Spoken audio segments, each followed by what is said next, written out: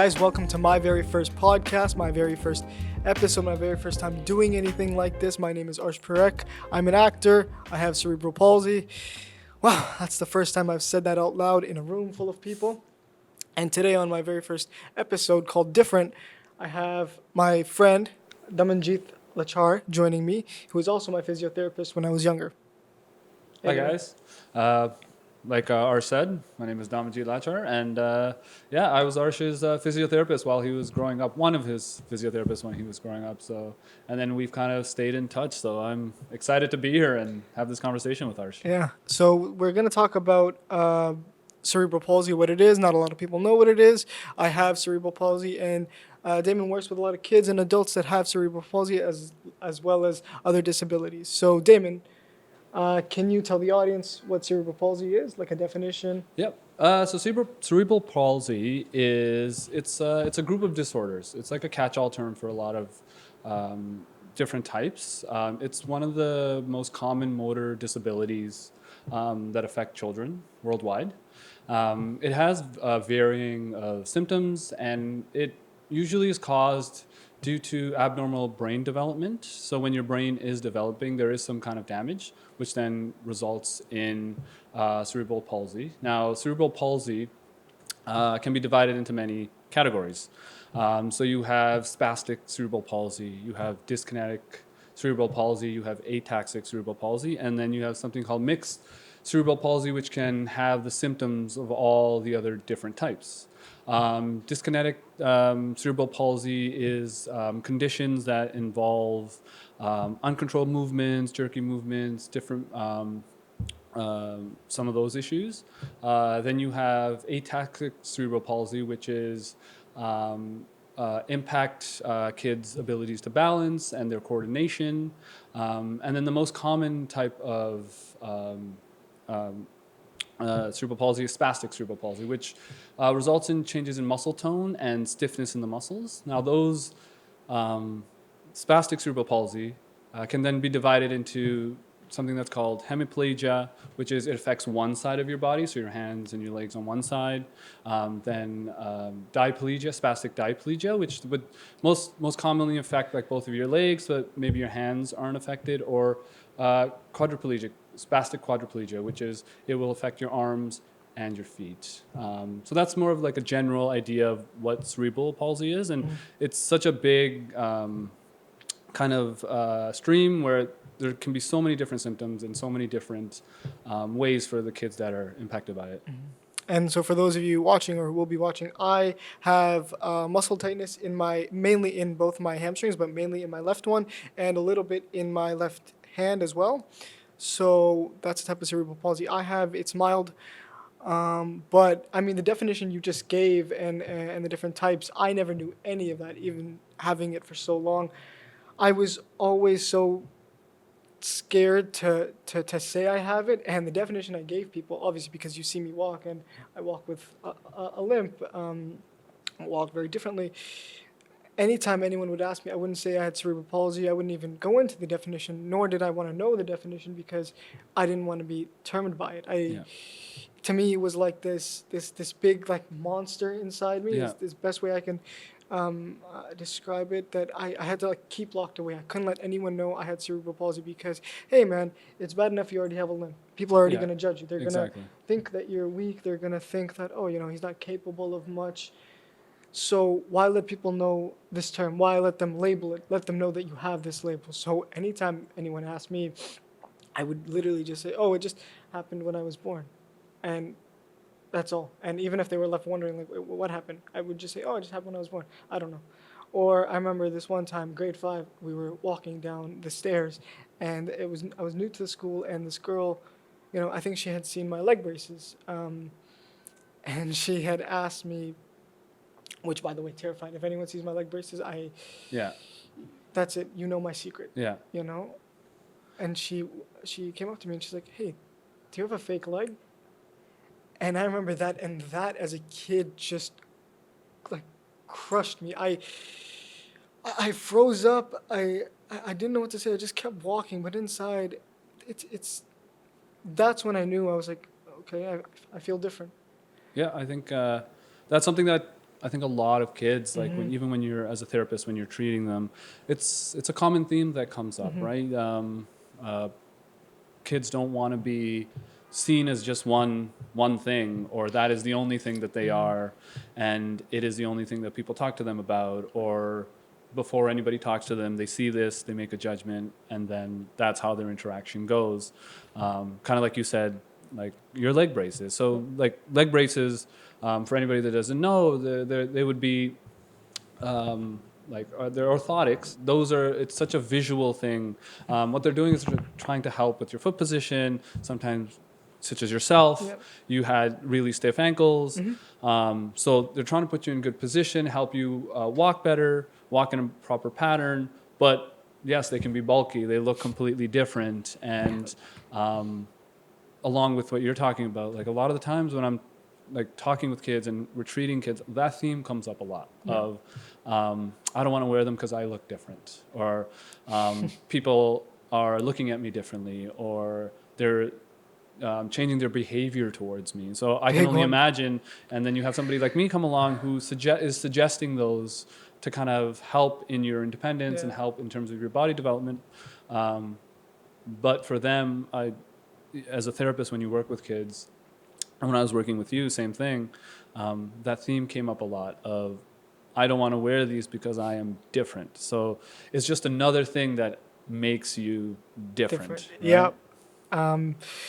So my first question to you really is, why did you go into the field that you went into? Why did you want to become a physiotherapist? Why did you want to help people? And for those of you that don't know, Daman is actually really big into like astronomy and science and all that. So I was kind of wondering, why didn't you go into that? Because I know you have a big passion for that. So what was the change? I'm definitely a space nerd, that's what I call it. I love astronomy. I love the universe, planets, all of that stuff.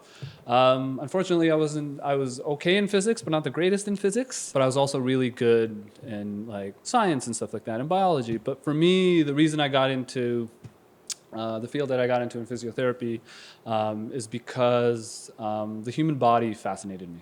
Like I'm fascinated, just as much as I'm fascinated in space, I'm fascinated in the human body and the complexities of it.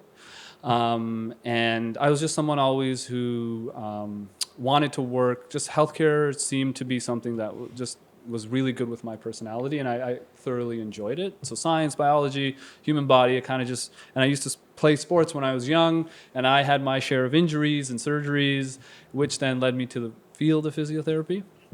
And it's just, I am very passionate about physical therapy. And for me, it was I think it goes well with my personality. I like to work with my hands. I like to be creative. I like problem solving. But the biggest thing is I get to work one-on-one with somebody. And so it just kind of that passion led me to physical therapy.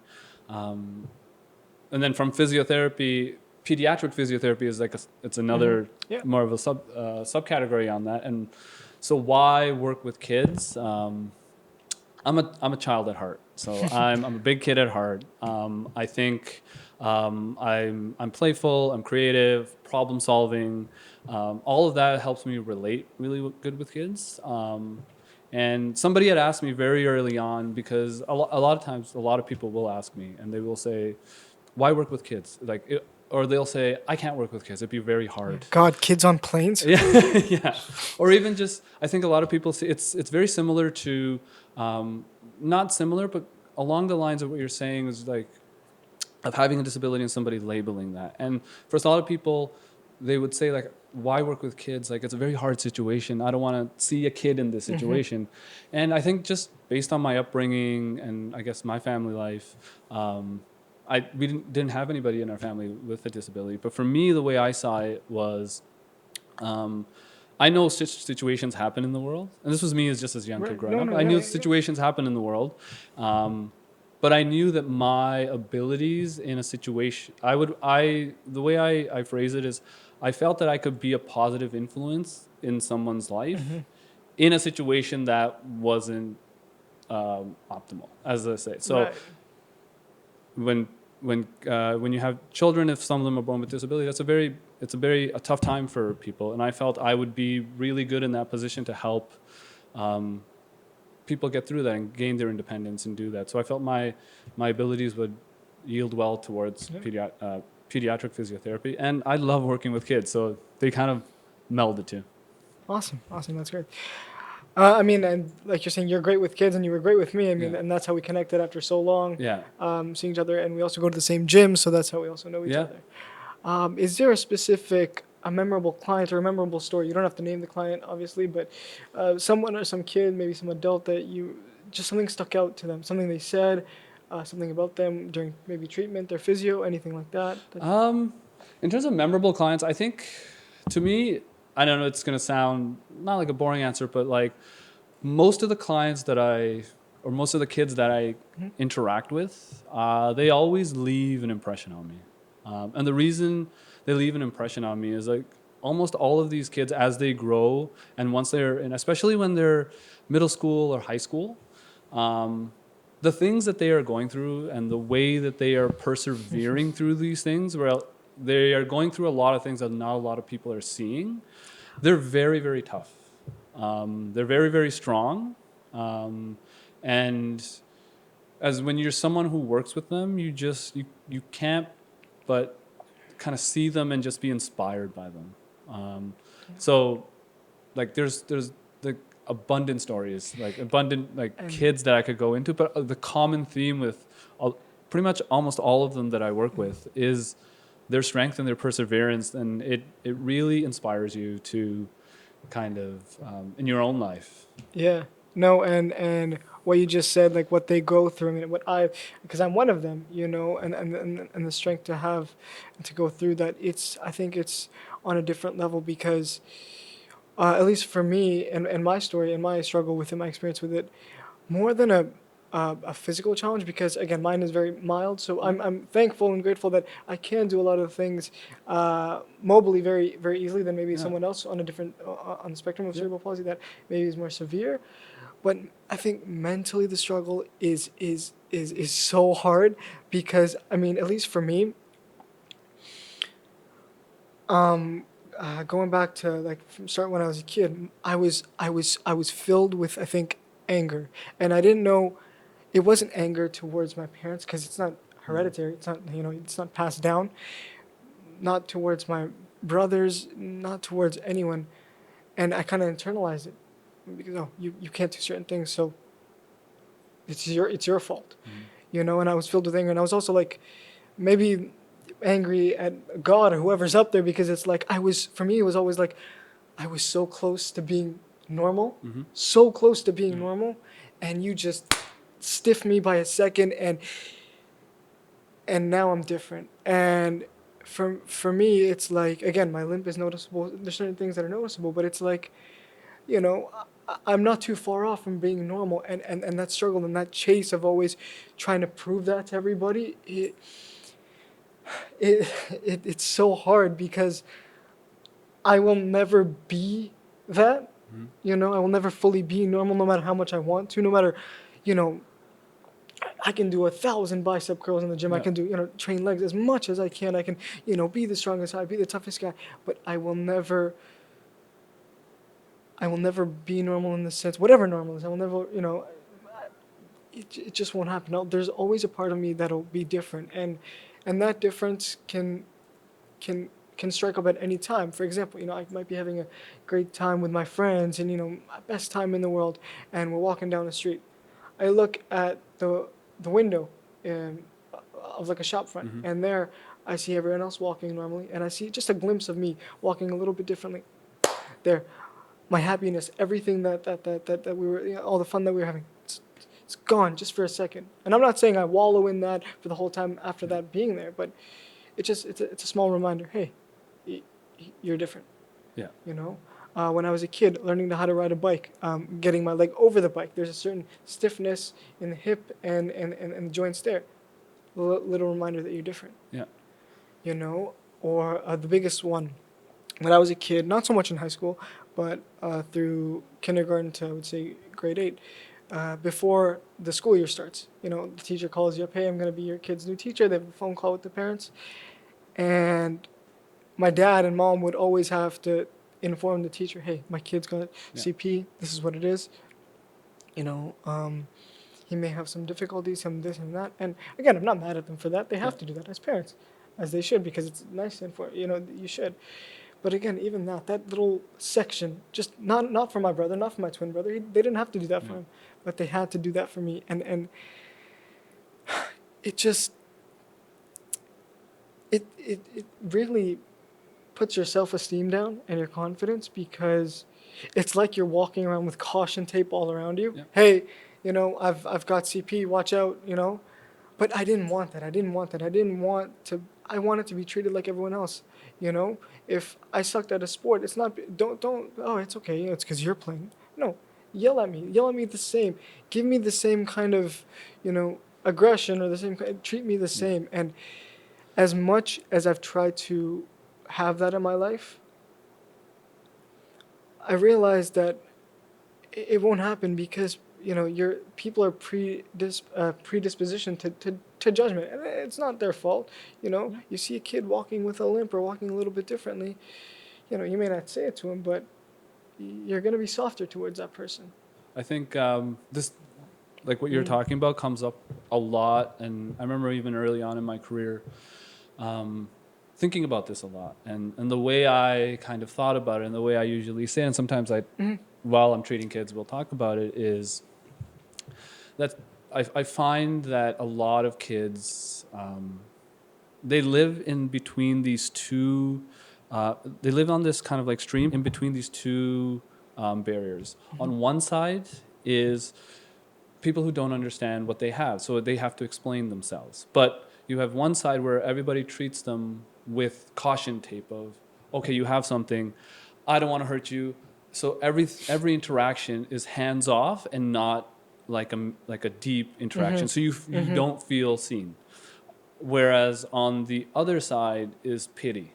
So you're living between these two walls of do not touch, caution tape, and then somebody overdoing it and then pitying you and saying, oh my God, and just kind of overdoing it, where a lot of, I think a lot of kids just want to be seen. They just want to be. Yep. So they just want to kind of exist in this environment just as everybody else, is just they have something else. And the example I usually give, and I will give to kids as well, especially if they're wearing like the brace that you had to wear in your legs. And they say, how do I explain that to people? And I say, like right now, I've had laser eye surgery. I was lucky enough to get it, but I used to have glasses, and like my vision was quite bad. So if I took off my glasses, I couldn't really see a lot. Right. But if you think about it, we live in a society where if you wear glasses, nobody says, "Hey, glasses." Yeah. Right? Like hands off, or oh my God, I can't. I'm so sorry, you can't see. Like there's just over pity. It's just like he wears glasses, and I remember a kid saying to me, I just want to live in a world where somebody just sees my brace and says, oh yeah, this kid's got a brace. It's like fucking socks, yeah, right? So it's just like, that's just something they have. But what I find when I'm treating kids and getting to know them and talking with them is that they just want to be. And be, it's this struggle to be, I guess, just like you said, like you're like, I'm just always trying to be normal. I'm always trying to be normal. But in essence, what is normal, right? Yeah. But at the end of the day, what is normal is you're just trying to be a kid. Being a kid is hard enough in this world. Yeah. Being a kid that's different is even harder. Yeah. So they're, like I said, they're always in the middle of this very big battle of caution tape and pity. Yeah. They don't want either. They want to be just themselves. Yeah. And to relate back to that, like you're saying, I remember as a little kid, it would be things like, so me and my twin brother were in the same class, had the same group of friends when we were little kids, and we'd play tag. But I remember this one time, and I was new to the school, and they wouldn't let me play tag with them. Yeah. And they wouldn't let me play tag because they thought I was a slow runner. Again, they didn't know me. This is like, we're meeting like recess or whatever. Yeah. That's slow runner. And I just cried. I cried and I cried, and I was so heartbroken, so like, I don't know. I was just crying because I could, like, why are you judging me? You don't even know me. I want to play tag too. I don't care if I'm a slow runner. Yeah. Who are you to judge? I'm like, I don't have to be, the fastest man on earth, but I want to play tag too. And they wouldn't, but they let my brother play. Yeah. But I'm just as good as him. Yeah. things like that. Or like I remember, after recess ends, some kid, you'll hold the door open for all the kids to Yeah. get in. And I remember, and at that time you had like you had the teachers on guard, watching Yeah. the kids play recess. And I went to go hold the door open for the kids to walk through. And one of them, she's like, no, you can't. You don't. It's okay. Go, go, go. And for me, it's more like, fine, the big things, okay, cool. You don't think I can do those big tough things, cool, whatever. But you really don't think I can do those little things? Like, that's how little you think of my ability. Mm-hmm. That's how little you think of me. And it's just, every time I think about it, I can't, because it's like, then I would go into this, then that's what led me to go into this point of, okay, now I have to prove myself to people. And as a little kid, people might think, oh, but that's a small thing. Why, she didn't let you hold the door? No, but because of what she thought and what she saw, she doesn't know me. They don't know me, I think we all, I think all of us, but I think even kids with that, having not just cerebral palsy, any disability. I think when your themes I always see is just, like I said, you just want to be seen. You just don't want to be, you don't want to be judged before someone meets you. And I think, like, when we're out in the world, like, the world isn't really right now, when you see it, it's not made for people. Like, it's not, we have not made it accessible. We have not made it easy for people, any person with a disability or any condition, especially a physical disability, to navigate this world. Right? So you're constantly reminded of things you can't do. Whereas I talk to kids a lot about, there's so much that you can do. And what oftentimes what I see happens is just like those little moments you have of where sometimes over and over and over, when you're in situations and people are sometimes overdoing it and not letting you do stuff, and you start to lose your confidence, you kind of start trying to push yourself to do things because you think, oh, maybe I can only do this. Right. Whereas a lot of the time, like, not a lot of the, all the time, like, you have potential to do so much, right? And do anything you want to do. And it's always there. It's just like how any other person would want to push themselves. Of course, it's harder. It's always harder for you. It's always harder for somebody who has a physical disability. There's always an extra step or an extra 2 steps. But that doesn't mean that they can't push themselves. But that's not, I feel like a lot of the times when I'm having these conversations, or when I hear stories, like, I will hear a lot of stories of this is what happened at school, or this is what's going on. It's always that common theme, right? And again, it's like even the people that don't know what cerebral palsy is, like, for example, my teachers, they're not being extra kind to me or extra careful to me, like, to just be that way, or to kind of put me down. It's they don't know how to deal with it themselves, because they may not know what it is, or have someone with a disability in their home, right? So for example, I remember in grade 4, by the way, changing in kids' change room when I had my leg braces. Huge step. I would sometimes, if I was wearing my leg braces at school and I forgot that I had gym class that day or whatever, I would just lie to the teacher, like, oh, I forgot my clothes at home, even though I was playing. And I wanted to play the sports, I wanted to play European handball or basketball or whatever, just lie, because I was so scared, like, oh, everyone's gonna see me. It's my most naked form, literally. Or sometimes, I'd wait till everyone was done changing, and then I'd quickly change, and I would just, my heart would beat so fast. I'm watching the door while I change and take my leg braces off and, shove them to the side. I remember this one time I actually played sports with my leg braces on, and thankfully I was wearing like a track pants so no one could see. And so I told my teacher, I was like, hey, I have my leg braces on, but I'm still good to play. Like, it doesn't inhibit me, And I guess he thought this was a good idea, but he's like, okay, everyone, let's play dodgeball. And by the way, Arsh has his leg braces on, so just go easy. What? Pointed you out, right? Yeah. What? Why? Why? I didn't tell you. I didn't say, hey, can you make this, like, don't go, throw 1,000 balls at my face, throw it at my legs. I don't care. And I get it. You're trying to help. You're trying to be nice, but it's actually doing the opposite effect. So for anyone watching, things, at least for me, things where you think, oh, you're helping, or, being extra sensitive, it's not always the best case. It's not always the best thing to do, because it makes us feel smaller, it makes us feel weaker, and it'll diminish our confidence, definitely. I always say, like, information is paramount. Information is king. We all fear what we don't know, right?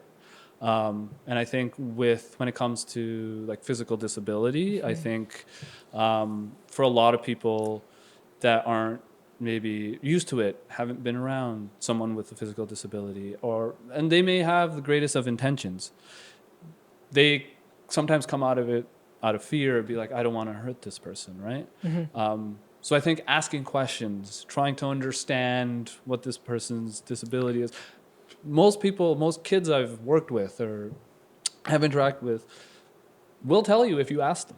If you take the time to just have a conversation, or if they're in your family or your friend circle, or you see them at school or just at work or wherever you are, if you take a moment to want to ask somebody about maybe their physical disability, and so some people might not want to talk about it, but some people will want, because they will feel respected and be like, this person's trying to get to know me, not just my disability. Because I think that's one of the biggest things, is to know that the person isn't just their physical disability. And especially as a child, like when you're going through school, there's so we all know, as I've grown up, being a child is not easy. Right? There's so much going on. Being in high school is not easy. Being in middle school is not easy. So this is just another thing they're dealing with. So if you just treat them as just a diagnosis or a physical disability, there's way more to them. And the more you get to know them, the more you're going to understand, and the more they are seen. And that's what you're trying. That's what you would want to do with any individual. And I feel like that should be the goal with somebody with a physical disability. It reminds me of like a story I had when I was the student. It was my final placement, and this has stuck with me for my entire life. And my final placement, it was at a children's treatment center, and my preceptor at the end, while she was giving me a review or something, she had told me that a parent had come up to her, and she said, "Oh, like he's going to be great working with kids." And she said, "Why?" And she said, "Well, I was coming to get my child, and I heard him talking to my child and playing and just interacting with my child, and you would never know that he was talking to somebody with a physical disability." Wow. And I remember her telling me this, and it just kind of blew me away. And I said, "What do you mean?" Like, I was just having a conversation, and I was just playing with them as they were their child. Like this is, and she said, "But no," she said, "the parent says most people, when they interact with my child, because her child was in a wheelchair, her hands and her feet were affected, do not interact with my child as their child. They will maybe say hi, maybe here and think, but she's like, if you put my child somewhere and you put another child exactly the same age, they will interact differently. They will play a little bit more with the other child because they think that, there's more interaction. With my child, it's just like a little bit hands-off approach, and it's more like us taking a step back and not fully engaging. And it's like tiptoeing around. So that really, and I mean, for me, I was just kind of being myself, but that really kind of made me think and really like blew my mind, as in kind of, that was the first time where I kind of thought about like how much these kids and these families and these parents go through that on a daily basis. So that's is a lot of what your experiences have been. And speaking about parents, huge shout out to my parents, because even though I felt different in school and with my friends and the outside world, when it came to home, my parents, my mom and my dad, and my two brothers, my twin brother and my older brother, they never once, till now, they never once made me feel different. They knew who I was. Arsh has CP, so they understood me as a kid. My brother never had to caution and tell our friends, oh, by the way, like just go easy on Arsh. No, they never treated me like that.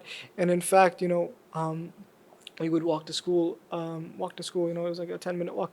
Just because I had CP, my mom wasn't like, oh, and Arsh will drive you there. No, Arsh will walk to school. I just like his brothers. In fact, my parents pushed me to do sports. I was the opposite because of whatever I had heard around me or the way people were treating me. and I lost my confidence, I was like, no, I can't do that, Yeah. you know. But my mom wanted me to go into basketball or learn ice skating, and you know, they never looked at me as my kid has CP, Yeah. you know. Neither did my brothers. In fact, when I joined the gym, it was because of my older brother. Yep. Around grade 8. You know, I saw him working on the basement of the big tries Yeah. and buys or whatever, and you know, I wanted to go to the gym too, and I told him, and he didn't say like, hey, no, it might be difficult for you. He's like, wait another year, right? See if you're serious about it. Here, there's these weights in the basement that my dad had got. Let's see if you're consistent with it. It just had to be about me being consistent and not, wasting a gym membership and wasting money. It was never about my CP. It was just about my willingness to want to do it. So I attest that to my parents and my brothers. They never once made me feel different. But that's not to say that sometimes I didn't feel different, you know? Yeah. Because as you're growing older and you're becoming a teenager, you look at your brothers, right? And, you know, my twin brother was a hockey player. And before he was a hockey player, we both of us took ice skating lessons. Yeah. So scary. And he was good, you know, he learned to ice skate, you know, it was a couple classes, maybe like 5, 10 classes, whatever. Yeah. But it was so hard for me because I couldn't move as smooth, and you know, balancing normally at that time was hard. Balancing on ice was a whole other escapade, you know. So I couldn't do that. And I remember not being as fast as the other kids and just not being able to get up on the skate and falling down. I remember as I fell down, I looked at my brother just skating away, and I felt angry towards him, maybe definitely jealousy. But I remember feeling that, and I just remember being like such a failure. And after that, you know, I didn't want to go to class. I told my parents. I didn't tell them the reason, obviously. I just like, you know what I said? I said the teacher had said something to me. The teacher's mean. I was like, oh, we'll talk to the teacher. I was like, no, please, I don't want to deal with this. You know. But I didn't want to. I didn't want to face that, because then I didn't want him to be a constant reminder of everything I wasn't, or I thought I was. You know. And same thing with basketball. I remember as a kid in grade 3 or 4, you know, wanting to play basketball so bad, but nobody wanted me on their team, and this is at recess. So I remember this one very like vivid image, which is like me in like a hoodie, just standing in the middle of the court with my leg braces on, and just like looking at all the other kids playing basketball, and I had friends, and this is not to say that I had the most troubled life or no one was my friend. I had friends, and I loved them, but when it came to things like this, I felt so alone. And I remember just looking at that. Then I walked away, and I was literally just kicking a rock and walking. And the teacher saw me, and she saw that I was alone, and then she started to talk to me. I still remember she talked to me about Mortal Kombat. So that was a fun conversation. But it's that like that specific thing, especially when it comes to like sports or just activities, trying to. It's social interaction, right? You're trying to make friends. How do you make friends? Some people through sports, some people through art, many different things. But when you have a physical disability, and sports is one of the avenues you're trying to go through, it's very tough. And so you'll have, just like your conversation, I'll have these conversations with kids, and even with their parents or people around them, trying to get them to understand that it is harder for them. So, for example, for you to skate, it is harder for you to learn to skate. Right? There's nothing wrong with that. It is harder for you to skate, but you can still try to skate. Right? The example I usually give a lot of people is, and I'll try to give this to the parents as well, and I'll say sometimes a lot of the kids will have trouble with balancing, right? For example, and they'll say my siblings or my friends can skateboard or skate or rollerblade and stuff like that. I'm having a hard time balancing. I can't do it. I'm really bad at it. And I'll try to explain to them that it's not that you're really just bad at it. It's that the person you are comparing yourself to, for example, learning to skate, your brother is trying to balance on one tennis ball. If I said balance on one leg and balance on one tennis ball, that's what your brother had to do. You were somebody who, when they were trying to balance, was trying to balance on 2 tennis balls. It's going to take you longer. Doesn't mean you can't try, and doesn't mean you can't improve, but it is going to take you longer. But it's harder to understand. So when you're a kid, it's very hard to understand that, right? But if I'm able to at least explain that to the parents or a lot of kids that are older, will understand that, and the reason is to, you have to give yourself a break, right? Like life is hard, and but like you it's going to take you a little bit longer. Doesn't mean you can't get there. Doesn't mean you can't try to figure it out. You're going to have more frustrations. You're going to have more a harder time failing, getting up and trying to do all those things. But when you know what, like, I do have a physical disability. It's just harder for me, so it's just going to take a little bit longer, rather than where you go off as like, my brother did it so easily. Why can't I do this? This, like, it must be me, right? Whereas I think that's where I say, like, knowledge is power, in that if you know that it is going to be harder for you, you understand why it's harder for you, and then you're able to push a little bit more. Yeah, and to what you just said, understanding that as a kid is hard, but now I finally understand that hey, I can do these things. It just might take a little bit more time and practice, and to be able to be okay with that and be at peace with that is something that's taken me a long time to learn. And again, saying it's all easy when it's when you're just saying it, but doing that and understanding that, and kind of understanding your own body as well, and having the time and patience to do that.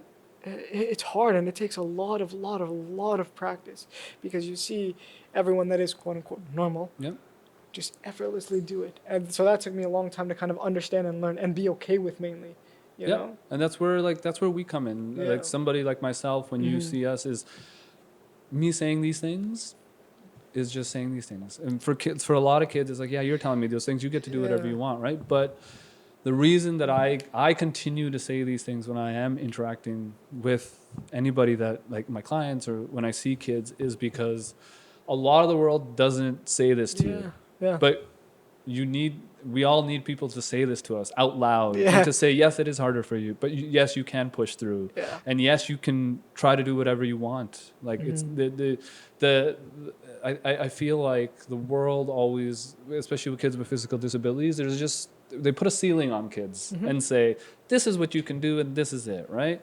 But that doesn't necessarily, again, mean that you can't push through it. So the job of somebody like myself, when I see kids, is to always constantly remind them and be a voice that always says things that they don't hear all the time, right? And like you talked about your parents, like, that's, like, you're one of the lucky ones, right? That's incredibly lucky that your parents are so supportive. 100%. And it's hard for everyone, right? And that's one of the big things, I think, with kids with physical disabilities when they're growing up, and for families, is, like, that's why social work is such a big thing. Talking is such a big thing. Talking to a therapist is such a big thing, because look at all the things that you were just individually going through, and then you have your parents that are individually going through their stuff, your brother.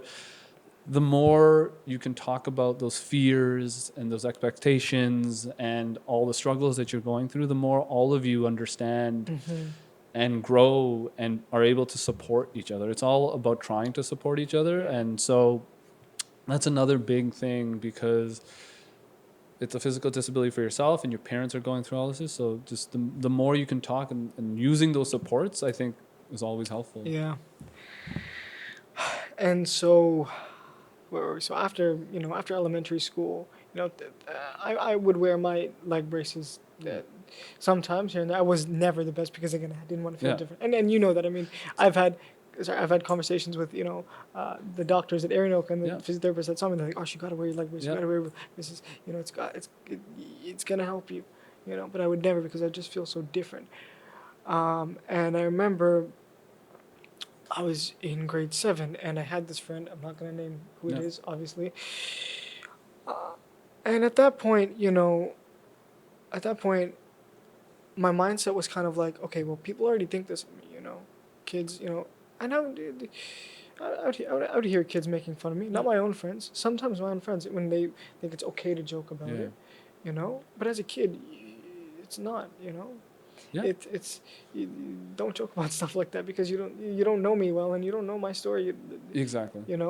But I'd hear kids in the hallways. First of all, I could see kids in the hallways always staring and looking, and I was, you think I don't notice, but being someone with a physical disability, there's something, you become so observant of everyone else. I feel like you become so observant, and it's like I had eyes like right here and right here, and I could see it. I could see it. I could feel it.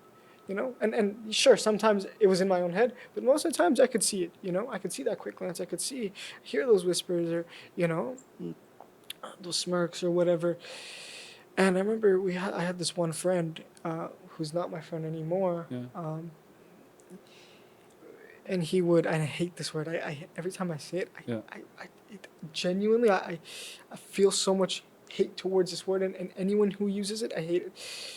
He called me crippled, and what's wrong with that word? Yeah, your physical disability crippled. No, that word has such a, I think, so much hate towards it. And he called me that, and he thought it was funny. Yeah. He was like, "Oh, you know, you're crippled, right?" Like, and he would make jokes, and he would say like, "Oh, you're like a crip, or whatever, you know." And I would always want to cry. I would always, but you hold it together. You don't want to cry in front of your friends, right?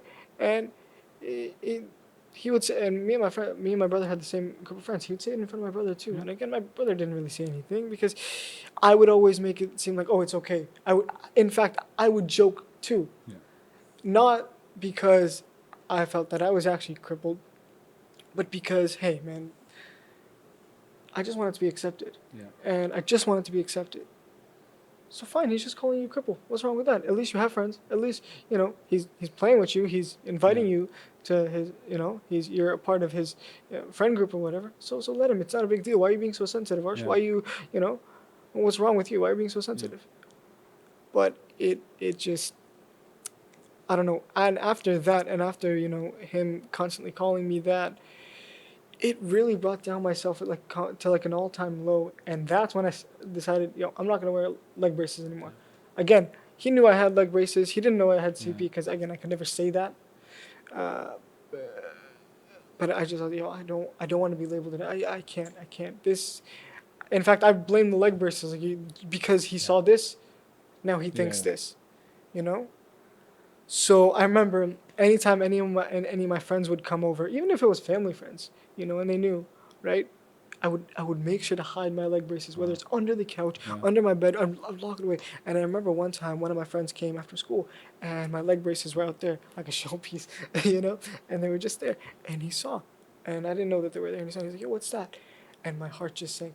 Again, your secret's out. What do you say?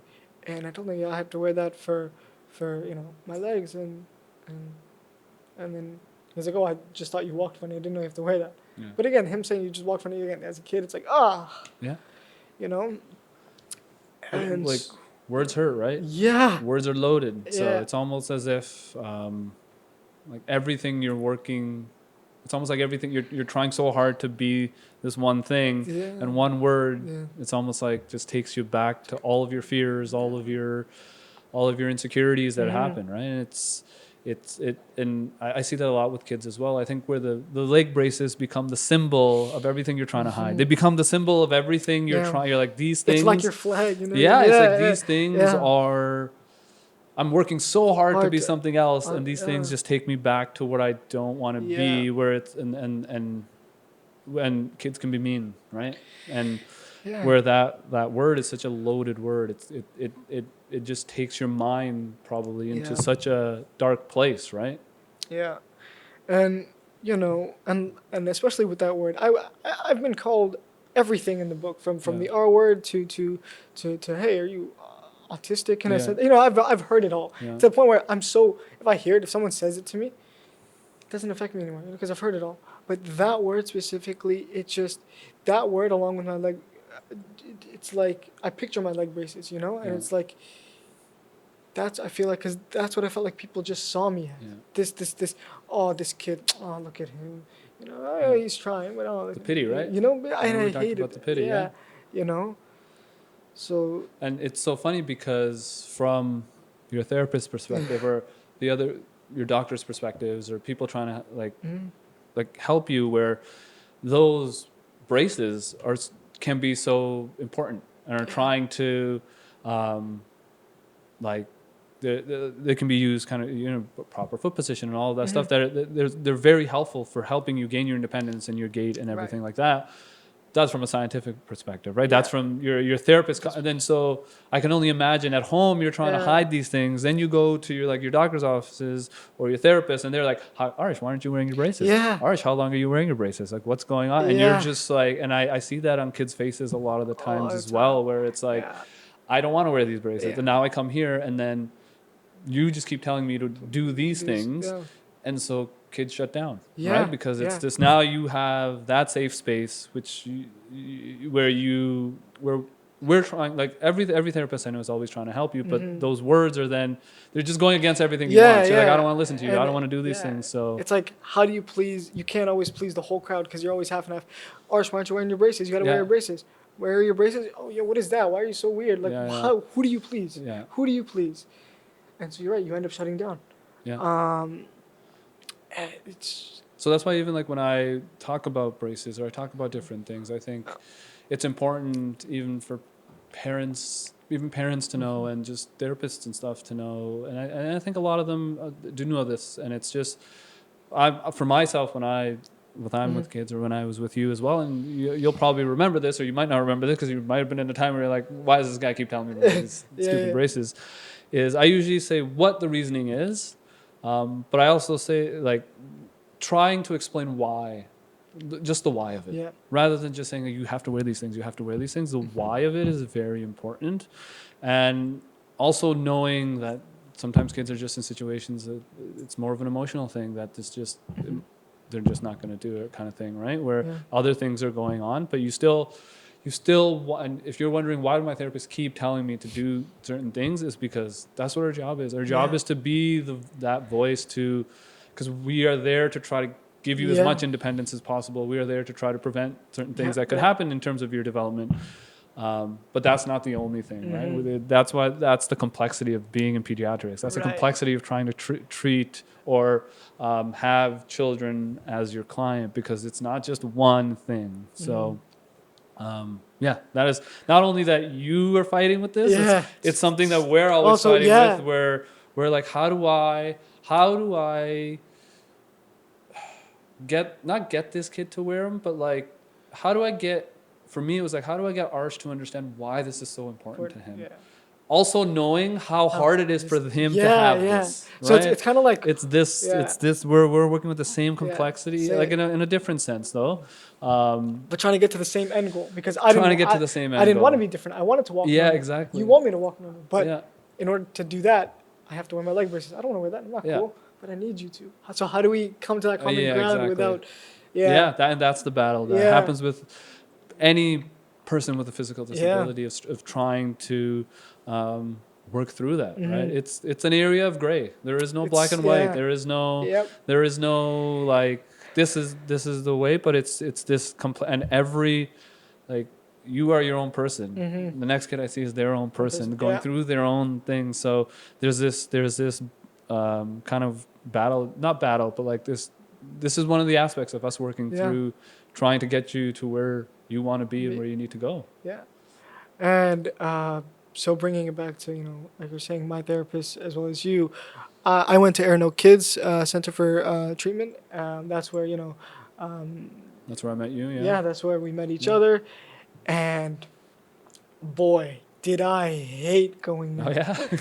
Oh, yeah? Not because anybody was me. Everyone was lovely. But again, it's another... You know what it is? It's like, I already have to wake up every single day in the morning. And the way I walk or my legs in itself are a constant reminder, a symbol right there attached to my very being that I am different. That there is something that not a lot of other people have, and now I got to go to a whole place. For people to tell me that and again, this is what I thought I was a kid. I know my hamstrings are tight. I know. Why is everyone... I got to go to a place to listen to a lecture for like 40 minutes about, oh, your hamstrings are tight, this, that. Yeah, thanks for telling me. Again, I was a kid. I didn't understand. And I just remember every time I had to go there, I would dread it because, again, walking down those halls, meeting those doctors, as lovely as they are and as understanding as they are, you're different. Looking at the other kids there as well that have other disabilities or the same disability as me, I would think, I'm not like them. I would be in such a denial because, again, it's that point of my CP isn't that bad. I'm so close to being normal. Yeah. So if I just tell myself I'm normal and pretend I don't have it, I don't have it. Why do I have to go here? Yeah. And me and my parents would get in screaming matches because Yeah. it's like, Arsh, wear your braces. I don't want. Oh yeah, whatever. I don't want to. Wear the knee immobilizer. Yeah. Hated, as when I was a kid. I didn't want to, and it's also other kids didn't have to randomly go to doctor's appointments, as I would just call it, doctor's appointments. In the middle of class, sometimes I'd have to go at like 2 p.m., 1 p.m., 12 p.m. When I was in the middle of class, and I'd have to go often, right? Not every kid. Why is this kid going to the doctor every month or every 2 months? Like, what's wrong? Like, he's not sick. What's wrong with him? How do you explain that? I don't. I just say, oh, it's I'm not feeling well. Or it's just, oh, it's just for my leg. Oh, but what about your leg? Oh, I don't know. They're just checking something. Because again, if I let them know what it is, and again, I didn't clearly understand it either, because I was in such denial at that point that it's kind of like whatever they said went out one ear. Yeah, it stayed in, but it went. It's like, yeah, you're telling me all this information, but I choose not to believe that I don't have CP. I don't have CP. What are you gonna do? Yeah. So I couldn't even explain it, and I didn't even know why I was going there. I knew that it's a regular checkup. They're gonna check my flexibility and hamstring and everything like that, calf muscles. But to me, that was just like, I'm just going there to please my parents because we have to go. Yeah. Not because it's actually important to me. I had completely detached myself that I have CP. I lived in a world where I didn't have CP. I was just doing that to please my parents, and I saw the effects. I saw the repercussions of that because 2015, I think one of the biggest turning points of my life. I wasn't wearing my leg braces. I wasn't, doing anything. And at that point, I just started going to the gym. But again, at that point for me, it was to be accepted. It wasn't about, I was like, oh yeah, I'm going to show people, they think I'm weak. I'm going to build these big biceps, triceps, whatever, and I just wanted that validation from other people because I couldn't give it to myself because I didn't have it. Yeah. Right. And it wasn't really about, okay, now you got to, you also, you got to work the leg machine and do the leg machine, but it's more about show than actual, consistency and understanding what it is. Right. So 2015, at this point, I'm walking very crouched and crooked, I would say. And so my parents are worried. So we actually, my parents have a family friend back in India, and he's a surgeon, and so they set up a meeting with him. And again, I'm in Canada. I know that this is happening. I know this is what I'm going for. But again, I'm still in that bubble of I don't have it or I have it, but it's not a big deal. I don't know what these guys are stressing about, because I'm normal. There's nothing wrong with me. That's what I thought. And we get to the doctor's office, and they do the flexibility test. They see me walk back and forth, and he's like, yeah, he's gonna need surgery because he's walking really crooked, and it's not good flexibility. And I still remember I was wearing like this blue Gap button down Henley and these gray sweatpants and like a snapback. You did come back you were always very fashionable. You always had a flex. You always had you'd walk in and be like, this kid has a flex, I get it. Who says CP kids don't have exactly great fits? I would always comment on your flex. When we first met, I remember I was wearing a blue button-up shirt and a snapback, and I thought I was the coolest kid, really wasn't. But I was much older. I was this old fart that you came to see, and I was like, oh, I see your flex. And you're like, who's this weird? Who's this old guy? So they're in the doctor's office, and they're like, he's gonna need surgery. And that's when I realized, dude, you fucked up. Dude, this is serious. Stop all this. Stop caring about what people think. This is serious, because I looked at my mom's face. My dad was back here in Canada, right? But I looked at my mom's face, and I could see. Again, she's my mother, very strong. She's trying to hold it in for me. And again, it's not like the surgery's life or death, but it's still significant. Significant that the fact that I let it go this far, that I needed surgery, because again, like I said, my CP isn't that bad, and wasn't that bad that that I needed surgery, but I let it get to that point, and seeing my mother's face just sink, and I could feel the things she was trying to hold back, my heart just sank, and from that point on, I remember coming back from the doctor's office, and I was broken. I didn't eat, and I talked to my mom in the room when we came back, and I was like, she was like, "What do you want to do?" Because what they were proposing was we fly back to Canada, because we had gone there just to meet some relatives, and then after. We actually meet with Dr. Kim and her kids and let her know this, and like we get a referral and do the whole procedure, and then come back to India, do the surgery, and do physio there after the surgery, and then fly back to Canada. And again, the surgery wouldn't fix all the CP or anything. If anyone wondering, there'd still be a limp there. But I was like, Mom, I don't want to get surgery because I was scared. I was like, surgery? I was a little kid. I was like, I don't want to get surgery. What's scary going on? words? Yeah, scary words. Surgery, so, and also I'd have to be in India for like 6-7 months. I didn't have anyone there. I had my whole lifestyle was here. I wouldn't see my brother. I wouldn't see anyone. So I was scared. And seeing my mom's face like that, just how it affected her, I'd realized that I'd fucked up. So as soon as we got back to Canada, I kid you not, I started wearing my leg braces. And then at this point, I was in high school. I was thinking I was grade 9 or grade 10. Yeah. I wore my leg braces, and you know this. I wore my leg braces, right? And then I took long socks, and I put socks over my leg braces. I remember you commented on that too. I was like, oh, that's a neat trick, or that's good to see you doing that. Exactly. Right? And at that point, my only goal was to, before I see a surgeon here in Canada, because that's what we're going to do. We're going to see a surgeon here and tell them about what's going on. And see if I need to go to India or if they do it here, right? My only goal was to wear my leg braces as much as I could, try and do as much as I could, so that maybe it can change. I don't know what was gonna happen, but just finally stop. Realize that this is real. Realize that I have this. Stop trying to be normal, right? And that's what I did. I wore it to school every single day. I even, I come home, I'd go to the gym. Every gym session, whether it was back and bis, chest and tris, I'd end it with the hamstring machine, right? I'd come home, I'd wear my knee immobilizer, which I hated. I even wore it I remember wearing it to like sleep once, and my brother's like, "Yo, just take it off. You're not going to be able to sleep properly." I was like, no, I have to wear it. I don't know if that helped or not, but to me, it was like, at least I'm doing as much as I can, right?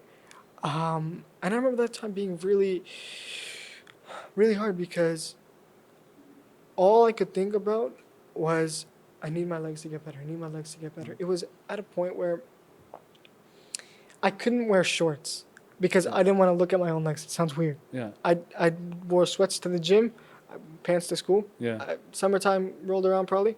I didn't want to wear shorts. I didn't want to look at my own legs. Yeah. And I kid you not, DJ. We had like this big big storage drawer thing with like a mirror on it in my room, and I would close the door, and I would literally take off my pants or my right.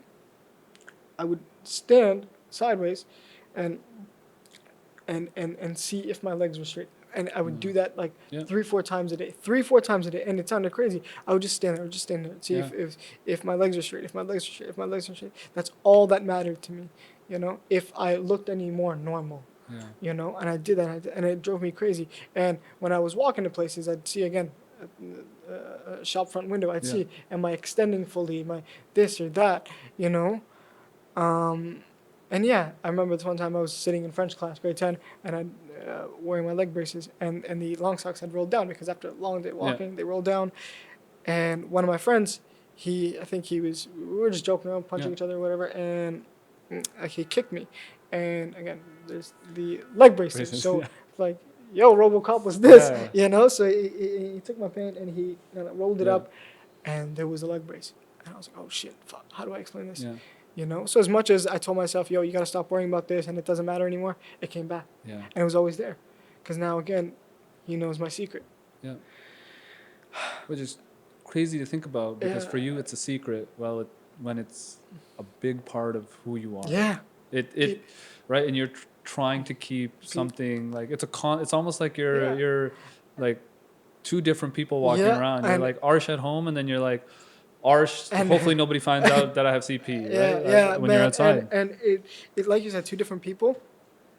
I feel like it's also two very different personalities because a part of me for a very, very long time, because I couldn't let any of my friends, even my closest friends, the guy who I was so close to in high school, you know. And he never, look, he knew that I had some sort of leg issue, but he never asked about it. He was the one person I feel like never asked about it, never treated me any differently other than my family, you know.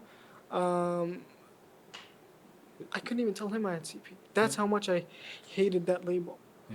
You know, constant state of fear, right? Constant. You're just scared everywhere. Like no Right? matter where you are, you're always scared. And I'm always observing.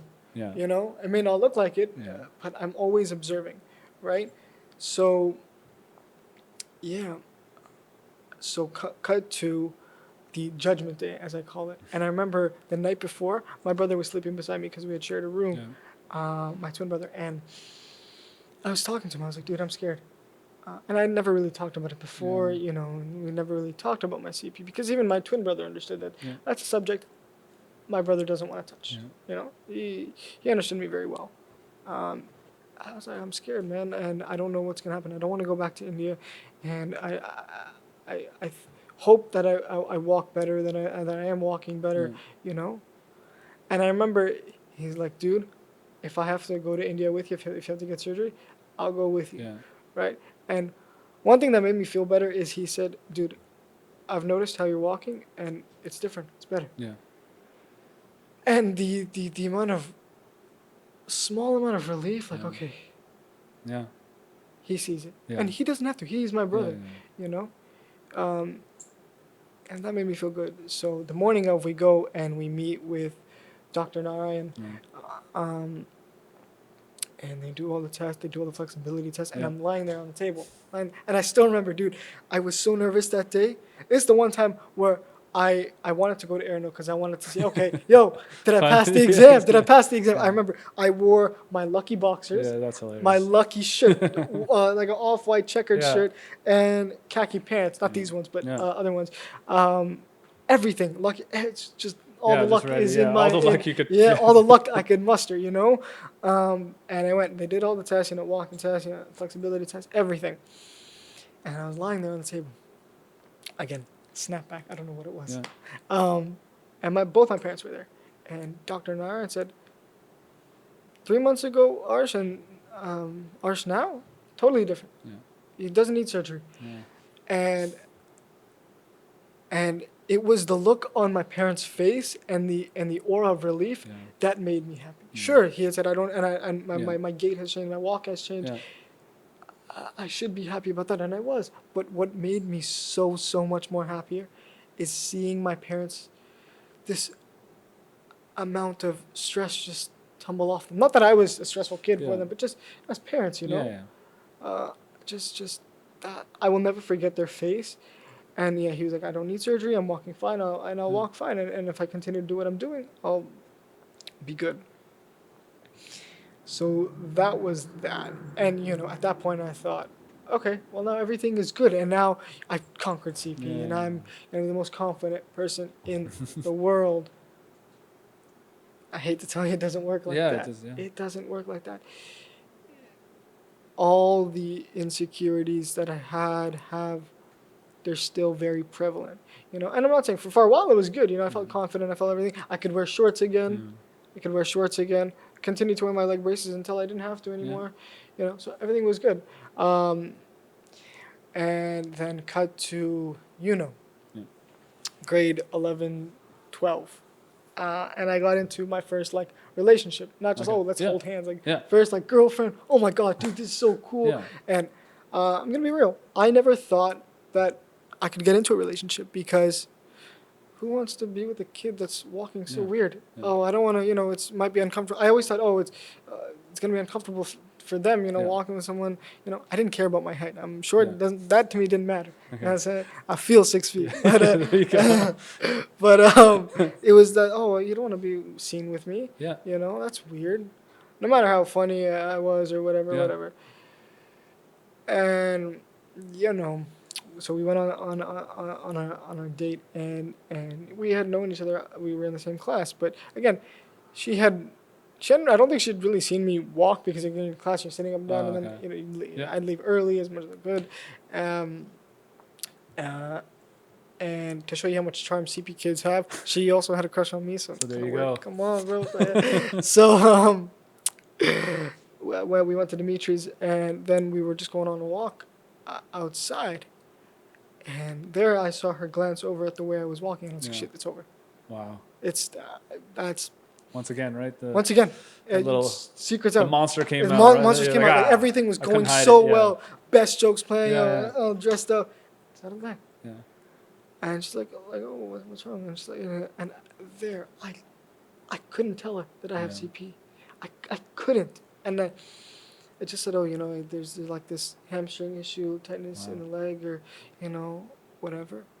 And she didn't care. And that was another booster point for me. Oh, you don't care? I thought all girls care about this. Yeah. I thought, no one would ever want to be with me. And she didn't care. And that was good. So I was able to open up a little bit more. But because I couldn't tell her that I had cerebral palsy, I couldn't sit her down and be like, hey, this is what it is, and this is the depth of it, not just the physical, but the mental. I couldn't do that in my fullest. I think because I wasn't able to do that in all my relationships. I've been in, I think, 3 relationships now. Well, the last one I could. Last one I could because that was up until recent. And I said I had CP, and we, talked about what it was. And I was able to be my most authentic self. Yeah. And that really helped me because even though the relationship ended for its own reasons, right? It wasn't because of my CP, which I always thought it was.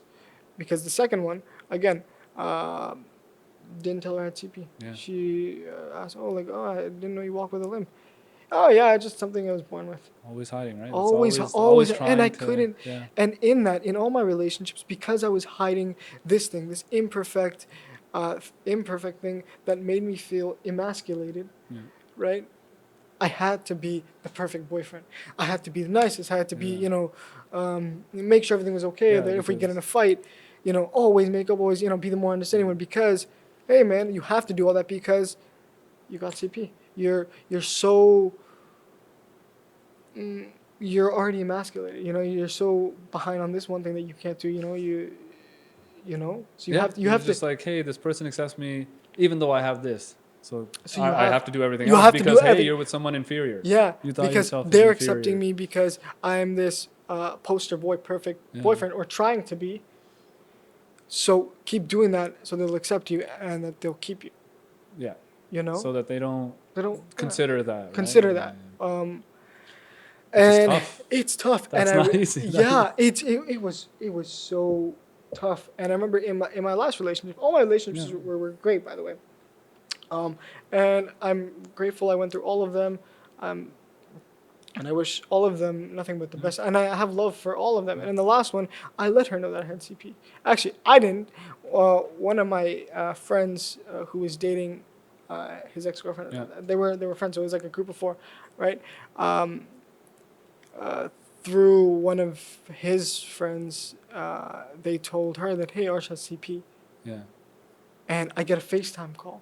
And it's a group call. It's me, one of my best friends, and the 2 girls. The girl that I wasn't dating at the time, and then his girlfriend. And the first thing they say is, Arsh, you have CP? Oh, shit. Yeah. Secret's out. Yeah. And my heart just sank because, at that point, we were talking or whatever, but, and we were flirting back and forth or whatever. So I felt good. I felt good. As long as she can't see this part, you're good. You work your charm. And then I was like, this is the first time where I had to be like, yeah, I have it. CP. And my best friend was like, Arsh, wait, you have CP? Yeah. The guy that, is considered my best friend, who I've, he's also like, you have CP? Why didn't you tell me? I was like, I don't know. Yeah. Don't know why I didn't tell you, And in the last relationship I was, because I told her I had CP and because she didn't care, Obviously, she also had to adjust because there's certain things that, you have to, Yeah. So, and there's nothing wrong with that. And I'm always grateful that she did and that she understood so well and that she understood me so well. I felt the most comfortable in that relationship because I didn't have to hide I could openly joke about it, which is one of the great things I think, Now I'm able to joke about my CP with my family, although my mom hates it when I joke about it. She's like, oh, stop, don't, stop it, But I'm like, Mom, for me, it's like being able to laugh at it was one of the hardest things to do. Yeah. But now, yeah, a little joke here and there. Yeah. Like, for example, I remember my dad coming home one day, and I think he was like limping because like a hard day at work Yeah. or whatever. You know, dude's old, you know. But Yeah. and I ran up to him. I'm like, oh my God, you're my real dad. You're my real dad. That's hilarious. You know. And he laughed too, and Yeah. he's like, oh, you dude, you're so stupid. Yeah. But there's now a sense of comfort I have with it. It's like this big monster that I've thought it was. I'm trying to build a relationship with it. Yeah. So Acceptance, right? acceptance, right? Of who you are. Of who I am. Oh, So yeah. yeah. So all my relationships, I think, have led me to this point, to doing this, talking about this, and everything that's happened, you know. And now I'm not saying all the days are sunny. There's sometimes where I still feel, Yeah. you know, especially in my career where it's such a visual thing, Yeah. you know, which I'll get into. But I'm trying to actively build a relationship with it, Yeah. and instead of running away from it, you know, isn't that funny? We're considered slow runners, but I'm running away from it. Yeah, you know? pretty much, yeah. But Like you said, like on all the stories you shared, that was the first time you said, yeah, I felt like my authentic self, yeah, where right? Which is yeah, really important to feel Yeah. like your authentic self. literally, you know, and I didn't have to be Arsh the funny guy 24/7. I just had to be myself. Yeah. I didn't feel the need to be perfect or be the Yeah. most funny, you know. Being my authentic, I could finally be my authentic self, or the closest version to that. Yeah. I think. Yeah. So, yeah, and not only in my relationships, I feel like with my career path that I've chosen to be an actor, Yeah. you know. And I think the reason I wanted to be an actor is because, like I said, a lot of kids were playing sports and things like that, and you know, where my brother joined a, you know, hockey team and things like that, so that's how they kept busy. But for me, I was never confident enough to do any of that. Yeah. So my safe haven was watching TV and movies. You know, watching Bollywood movies, watching Hollywood movies, anything I could, and I love that world because in that world, no one judged me. Yeah. You know, and in that world, I was free to imagine myself as them. Yeah. You know, I'm one of my all-time favorite Bollywood actors is Shah Rukh Khan. Yeah. You know, right? You know, Shah Rukh Khan. Yes, I do. So, you know, I can imagine myself There you go. sprawling my Yeah. arms out like Yeah. that, and that would be my reality. You know, my escape. So, I think that started around like grade 10, 11. I mean, Yeah. through childhood, but grade 10, 11 is when I was like, yo, I kind of want to try acting. Yeah. You know. But I was always scared because there's something I'd always thought and said to myself, yeah, you can't go into acting because have you ever seen a superhero with a limp? Yeah. You know? Who's gonna cast you, Marvel? Yeah. A limping superhero? That's not a superhero, dude. You can't go into acting, you know? Like, if you want to play different characters, how can you? Because if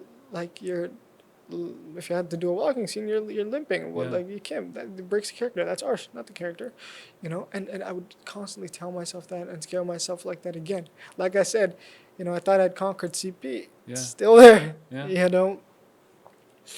And I wanted to, and so I kind of pushed it down. So, Yeah. you know, whatever. It's not for me. I'll never, you know. And I told my best friend. My best friend in high school at that time, that I wanted to be an actor, and he kept asking me, dude.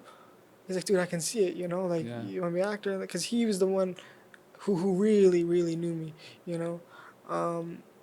He's like, I can see that you want to be an actor and that you should go for it, you know. Yeah. Don't, you know, if you're not, don't go in psychology. It's not going to make you happy, Yeah. you know. And I loved psychology. Yeah, I was good at it, you know, and understanding people and Yeah. and things like that. But it's like, if you want to be an actor, you know, do it, go for it. Yeah. And he kept asking me, he's like, dude, why won't you go into acting? And I tell him like, oh, it's not realistic, you know, and it's not gonna For happen. normal people. Yeah, It's not for ours. yeah, exactly. No, not for us. That's exactly a great way to put it, you know. And I was like, oh, it's not gonna happen for me, you know. And at one point, I even said the name. We were walking back from lunch, from the mall, and I said, dude, I don't even have the name for it. Like, Arsh Parekh. Yeah. That's not George Clooney, you know. Pretty solid name, I would say. Right? So I was like, oh, don't hit it. And Yeah. he looked at me and was like, dude, that's a bunch of bullcrap. Yeah. Like, what do you mean you don't, like, no one has the name. It's Yeah, just, the name becomes what it becomes because of the Yeah, people exactly. and right? Yeah. But I could, my closest friend, I could never tell him and confide in him the thing I was most scared of. And Yeah. I'm still scared of today, that as much as I want to go into acting and be an actor, I can't, because I have a limp, and Yeah. and that may narrow down the roles I have. Yeah. You know, and I'm scared it'll break my heart in a sense because I walk into an audition room. Oh man, the audition was great, but we can't hire you because he's got a limp. Yeah. So, sorry, dude. You know, and it's still a very real fear today. Yeah. And like I said, caution tape. Every time I do get a role, Yeah. every time I do get a role, I always have to then tell the producer, casting director, or writer, whatever, whoever is auditioning me that, hey, by the way, I love the thank you so much, and I'm excited to play the role, but I have this link. It doesn't, and literally, it's like a email message, like like copy and paste. I Yeah. have to say, like, listen, I have this limp thing. It doesn't inhibit me from doing anything Yeah. physically, or my ability to understand the character and work with other actors. It's just I was born with it, Yeah. and if that is an issue, I totally understand. I have to give them an out. Yeah. Exactly. Because what if I walk on the set and why are you limping? Is that a character choice? Please, Yeah. that's not a good character Yeah. choice. It's not. I can't help it. Yeah. And so that still scares me today. But thankfully, seeing a lot of representation in the industry now, it's gotten better. That fear. There's a Netflix a Netflix TV show that came out around 2020. I remember watching it in my university dorm when I went for 1 year. Yeah. It's called Special. Yeah. Ryan O'Connell, I believe his name is, and he has CP. Yeah. He's an actor, award-winning Emmy writer for that show, and he depicts, the reality and the harshness Yeah. of CP, the good and the bad and the ugly, And I watched that show, and it gave me just a little ray of hope. Hey, if he can do it, maybe so can I. And you may know Breaking Bad. Yeah. I think his name is RJ Mitty. He has Okay. CP too. Yeah. Seeing him, oh, he could do it. So can I. But there was always this other one thing. It's like they're playing roles that, they're playing characters that have CP. Yeah. I don't want to be just stuck to that. I don't. Yeah. Because, listen, if I get an opportunity tomorrow, hey, we know that you have CP, so Yeah. there's this show for you, Yeah. movie for whatever. The character has CP. I'll take it 110%. I'll take it. 110%. But I don't want to be just boxed into that because, again, don't label me as just that. Yeah. It's just a thing I have. It's like, oh, yeah, someone has a mole on their Yeah, cheek. exactly. It's a mole, And representation is important. Right? Yeah. Like you said, when you wanted to be an actor, you were like, well, it's not for me. But if you see people that are like you or similar to whoever we are, if we see people that are like us, then it says, oh, I can do this too. Yeah. So it's amazing that you're going into this field, right? Yeah. And it's not just representation. I always feel representation through art is important. Yeah. Movies, visual arts, like acting, all of that stuff, because that's what goes out into society, and that's what we all see, and that's what we all kind of TV shows, music, all of that. And when you see that in society, that representation, more people learn about it, more people see it, it becomes more commonplace. That fear of the unknown goes down. Right? Yeah. So it's a beautiful thing that you're going. Yeah. I'm sure it's a scary thing for you, right? It's not a very easy thing, but it's a beautiful thing that you're, like you said, from a place of always trying to hide something to now trying to, like, realizing just being yourself and that just being a part of you it's a beautiful thing. Yeah. And so I remember going back to before becoming an actor, wanting to become an actor.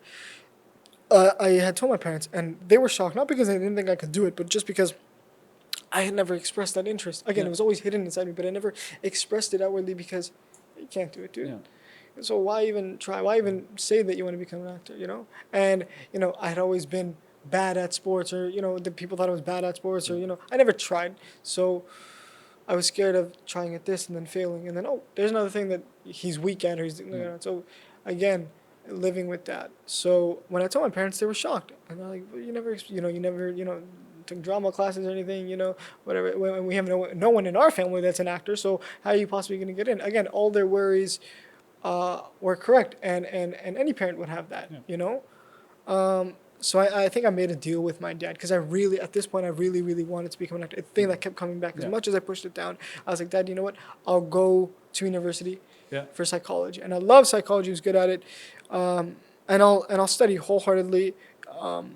But after 1 year, if I still feel like this acting thing is coming back, Yeah. then please let me go Yeah. to acting school. And so I did, and I had a great time at uni, great time with my friends, and I roomed with my brother. Yeah. You know, so that was fun on its own. You know, um, but and I was again, the class was fun, everything was fun. The uni life experience was fun, but every time, and interest in psychology again because it's about learning about human connection and people and things like that, right? It wasn't fun, but I was like, yo, this is not what I want to do. I want to use this knowledge, the thing that so interests me, and I want to put it towards acting. It kept coming back, kept coming back, kept coming back. But again, I was so scared. I was like, dude, this is just a phase. Like, understand, like, dude, reality check. Doesn't, you're not Shah Rukh Khan, dude. Yeah, exactly. It's not a movie. This is gonna be tough for you. It's gonna Yeah. be hard. Who's gonna accept you? Yeah. You know. Back to those same fears as you back had to before. the same You're like, I had those fears. fears. I Yeah. thought I battled them, and now I'm trying to get into something that's... Yeah, exactly. And it's like, even though that there was representation, sorry, that I did see, it's like, oh, it's not enough because, dude, again, you're so close to being normal, but you're just not it. Your CP is kind of different because it's mild, so it's not like you're, you know, affected by a lot. So it's like, where is your representation? Where's your box? Where do you fit in? And funnily enough, because it kept coming back, I actually wrote a short little script. Yeah. Called Different, which is Nice. the name of this podcast. And it was for my parents, my brother, and both my brothers and my aunt and uncle, who are very close to me, kind of detailing them and letting them know why acting, how I came to this point. And so whatever we just talked about, a lot of that was in this script, Okay. that I had made, and I sent it to my parents. They didn't know that I was writing this. But they were shook, and they were like, holy man, we didn't know that you would do that. I remember my brother, he read it, and we were in the dorm room, and he read it, and he had gone to the washroom, and he was reading it while he was in the washroom, and he came back, and he was crying. He's like, dude, I didn't know you went through it. I didn't know that's how you felt, and and at that point, my brother had also had his reservations about me becoming an actor because. He had his own. He was like, no one in the family's an actor, and maybe he thought maybe I couldn't do it because of the CP, which is fair. I thought the same thing. I never asked him, but I think that's when he finally understood that this is something that's not just, hey, I don't want to study, so I'm becoming an actor. It's something that's very, very close to my heart. Yeah, and so I guess I went to acting school then. I conquered another battle. Yeah. Thought I did it all. No. Yeah. First day of acting school. Went great. Super excited. And I remember this after the class. We had done acting exercises. Loved it. It was a euphoric feeling. It's like, oh my God. Everyone's equal here. Yeah.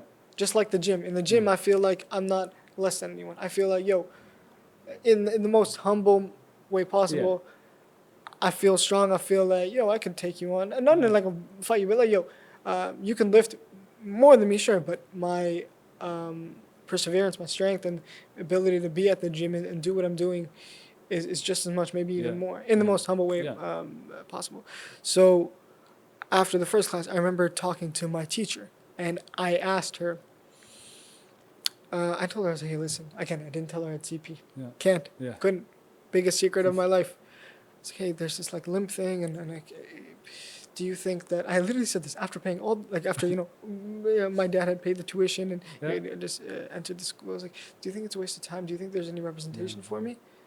Like, do you think I should just please tell me honestly? No bullshit. Please tell me honestly. Do you think I'm wasting my time? And she looked at me with the biggest shock. She's like, no, of course, right? So what if you have a limp or whatever, right? It doesn't matter, And then I asked her at the end of that term, I asked her, how do you believe in yourself? Because I didn't. No. And I remember still I was like, how do you believe in yourself? And she looked at me shocked. She's like, Arsh, if you just have to, right? Because especially in this career and in life in general, like, you're going to get 1,000 no's in auditions, which is true. You get 1,000 no's, right? And it can be for whatever reason. but you just have to keep that belief Yeah. going. And it's like, and and thankfully now I understand that. And so, I did acting school. I loved it, and it kind of reinstated that, hey, I really do want to do Yeah. acting. It's not just something that is a fun pastime. But still, I remember because we were doing peak COVID time, so it was Yeah. online, and then the last, I think, like maybe 2 months was in person or something. Yeah. And again, I'm feeling great acting classes, and I'm good at acting. Yeah. I even, even when teachers might say, "Hey, Arsh, that scene was really good. You feel good." Yeah. Hey, my CP doesn't matter Yeah. here. My CP It doesn't matter here. here. Yeah. You know, and I remember walking down the hall of the school, of the acting school, and one of the teachers like, "Arsh, you okay? You limping?" And I was like, "Oh yeah, it's just a thing I have." Well, dude, how are you gonna do a scene when you have to walk in a Yeah. scene in a film? How are you gonna do a film? Yeah. They're gonna see you walk like that. Broke my heart again. Back to square one, right? Back Yeah. to square one. Oh my God, back to square one. And when he said that, again, it didn't really sink in at that time because I'd heard these things. Yeah. It's another day. Yeah. But an actor himself, an acting teacher, Yeah. saying that to me, oh my God. And the thing that I'm most passionate about, and it just The broke monster my- came back up, Monster right? came back, and boy, did it come back Yeah. because after that, dude, in my head, I'm not kidding you. This was, I think, one of the most hardest times in my life up until in my head, constantly 24/7. I'm like, you're never gonna make it. Yeah. You're not gonna make it. You're limping, dude. No one's gonna make it. No matter how much weight you lift at the gym, nothing's gonna fix it. You're Yeah. never gonna make it. You're never gonna make it. Just stop. You should go back to university, get a regular education. You're never gonna make it. And that would literally play in my own head every single time, 24/7. Even if I was having fun with friends, Yeah. I'd be thinking about that. You're never gonna make it. No one's gonna. Yeah. There's no space for you. Stop. What are you doing? Stop. And it got. I remember this one day, and I was living in Toronto at that time because that's where the acting school was with one of my best friends, and he wasn't there. And I remember one day, I just mentally so frustrated because I couldn't stop thinking like that. Yeah. Even I'd go to the gym, I'd walk back, I'd still be playing 24/7, still be Yeah. playing 24/7, And I remember one day, I remember crying the whole day because it's like, I want to be an actor. I wanted to be Yeah. accepted so much, but I couldn't accept myself. And I was so scared that no matter how much of a good actor the class may think I am, or I think I am, or whatever, no matter how much talent I may gain, my CP will stop. Yeah. My CP will stop me, and I couldn't stop. And I was just crying the whole day. And I thought about my parents and Yeah. how much, time and effort they had put in. It's a lot. Yeah. And I felt so bad for them. It's like, hey, there's this kid going out on a limb here, want to be an actor. After all of this, is he gonna make it? I felt so bad for them. Yeah. And it was one of the hard. And so after that day, I was like, yo, listen, I can't keep putting myself down like this. I have to try and be positive. How the fuck do you do that Yeah. when your whole life has just been negative comments or mostly negative Yeah. comments, and then you develop that negative attribute towards yourself? Yeah. How do you be positive? Yeah. How? Well, I don't know. I think after school, I started to read a lot. Mm-hmm. I read about other actors and their journey. I read books on acting. And just reading about other actors' journey. I think even though they didn't have CP, they had other challenges, other physical, mental challenges, or financial troubles, and they made it out of the dust. So why can't I? And I stopped telling myself that it was my fault. I was like, yo, listen, nobody cares that you have CP. Understand that. Because you think that they don't accept you, but the reality, dude, is you don't accept yourself. And again, Arsh, can you tell from like the things you faced that, oh yeah, I already knew that, but like telling myself that and understanding and accepting it and working towards that was the hardest part. Yeah, you're going from what you had to go through your entire childhood to then saying, okay, I'm good. And then throwing yourself into a whole Yeah. environment that's just going to Yeah. judge you again based Yeah. on all the things you were scared about being judged on. Yeah. So it takes you back to where Yeah. you were, and you have to work through those again. Yeah, Like but- once again, it's just another thing that takes makes it hard. Like you're like, I have to do it yeah. a little bit harder. Exactly. And Right? so, I was like, you know what? Stop being negative about yourself. Yeah. Contr- Stop worrying about the things that, stop obsessing over the things that you can't obsess over about. For example, I remember this one time, and this was while I was in film school. I remember, and this is when, the voice in my head Yeah. wouldn't stop. Me and my twin brother, two separate conversations, one with me and my older brother and me and my twin brother. So me and my twin brother, we were in the car, and I had just come back from Toronto, and the family was back. He was back from uni, so we were just spending the day out. And I remember talking to him in the car because he knew that something was off. Yeah. And I was like, dude, what if I'm never able to like jump a fence for a scene? Yeah. Arsh, what are you talking about? Jump a fence for a scene? Why are you so stressed about it? Because again, the tightness and the gait is different. My flexibility is different. So what if I have to do that very physical scene, and I can't do that? Yeah. So if I wanted to do a role where it requires a lot of physicality, right? I may be perfect for the role in all other aspects, but am I physically capable for the role? And I remember just crying to my brother. I was crying in the car. I was like, dude, like, I have to, even like if we're jumping a fence for fun with friends or whatever, I can't do that. I have to think 10 times before, and I have to map out the steps. Literally, I have to map in my head before we get there, map out the steps. And I was crying. I was like, I can't do this. I can't do this. Like, it's different. Like, you don't understand. Like, I'll never be able to do that. I'll never be able to fully be confident enough to just do that. Yeah. I'll always have to have a blueprint ahead Yeah. of jumping a fence, of shooting a basketball or whatever. And, we talked it through. He made me feel better. Obviously, he's like, dude, that's out of your control. You're obsessing over this one little thing. He's like, dude, it's film. There must have some kind of trick or whatever. Exactly. It's like, stop worrying about that. That doesn't matter. If you're perfect for the role and they really want you, they don't expect you to be Superman. Yeah, exactly. If you can't jump the fence, they'll do something about it. Stop worrying. And so, It's like we talked about limiting your potential, right? yeah. And when you're talking about it, it's almost like you feel like the world limits your potential, but then you also feel like you limit your own potential because you feel like this is something that's always going to hold you back, right? Mm-hmm. So, Yeah. like I said, it's always constantly trying to remind kids that this is something you have, but it doesn't necessarily have to limit your potential. Things might be harder, but you can still shoot for the stars, as Literally, they say, right? literally. And he told me one very important thing, which I knew, but I didn't fully understand and didn't grasp. He's like, yo, stop pitying yourself.